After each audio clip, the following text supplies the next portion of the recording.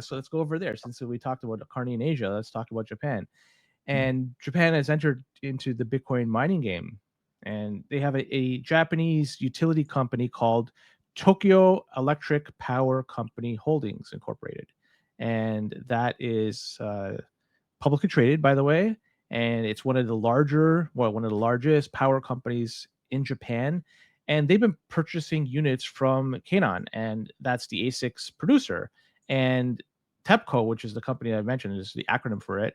They've been previously experimenting with Bitcoin mining through one of their subsidiaries using surplus renewable energy. So they're no strangers to this whole mining game.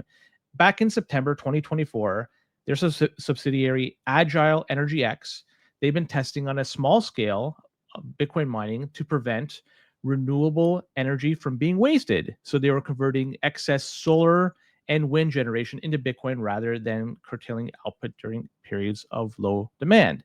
And these tests, they have been successful enough that the parent company wants to ramp up things. So TEPCO is buying up ASICs, and there's a connection between TEPCO and the Japanese government because the Japanese government owns a portion of this company. So you have a direct linkage to the Japanese government that is now mining Bitcoin, and they are going to be using the hydro-cooled Avalon A1566HA servers, and they're going to be used to quote stabilize regional power grid load through controlled overclocking and underclocking. And we've talked about this quite a bit. So they're going to be dynamically adjusting the hash rate depending on the needs and the voltage to balance the energy in real time.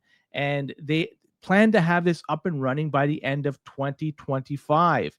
And the president of Agile Energy, that's their subsidiary, was saying Bitcoin mining can incentivize renewable energy projects and growth to provide producers with additional energy streams, and it can provide further profits to encourage further investments in clean energy. And so you have this loop here that you're going to have more and more energy being generated, and what are you going to do with that energy?